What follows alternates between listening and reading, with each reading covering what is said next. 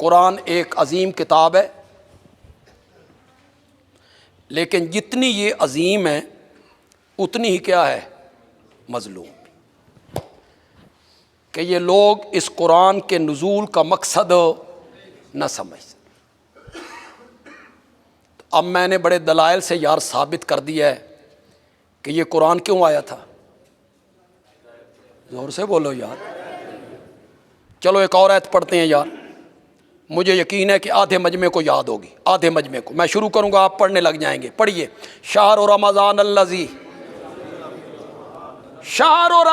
अल्लज़ी उन्ज़िला फ़ीहिल कुरान हुदल लिन्नास।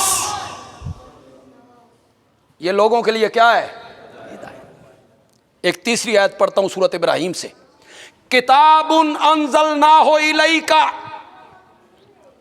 ये अजीम शान किताब जिसे हमने आपकी तरफ उतारा है। मौला क्यों उतारा? फरमाया ले तुखरिजन नासा मिनज़्ज़ुलुमात इलन नूर।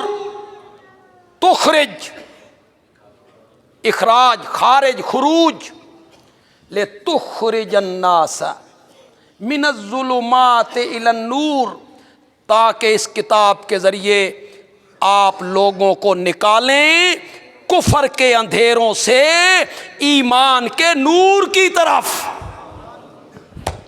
यह कुरान इसलिए आया था, लोगों को अंधेरों से निकाल के कहाँ लाया जाए, रोशनी की तरफ लाया जाए।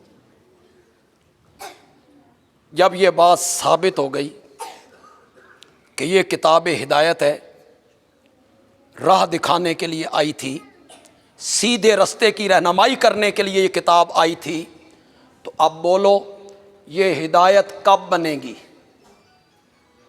हिफज कर लेंगे हिदायत बन जाएगी, चूम लेंगे हिदायत बन जाएगी। हिदायत तब बनेगी जब समझ के पढ़ोगे। हिदायत कब बनेगी? क्या मनमाना चाहता है, किन कामों के करने का हुक्म देता है, किन बुरे कामों से रोकता है। ये करो और ये काम न करो। कुरान हिदायत तब बनेगा जब इसे समझ के पढ़ोगे, समझ के। बोलो अब जितने लोग बैठे हो, हमारे मुल्क में कितने फीसद लोग हैं जो कुरान समझ के पढ़ते हैं? बोलो।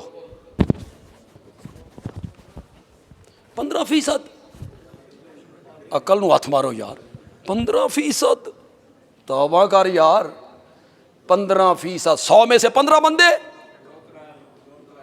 2-3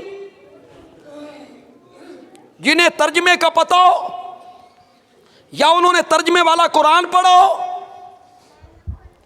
कितने लोग हैं जो समझ के पढ़ते हैं? कोई पता नहीं, कोई पता नहीं, कोई इल्म नहीं।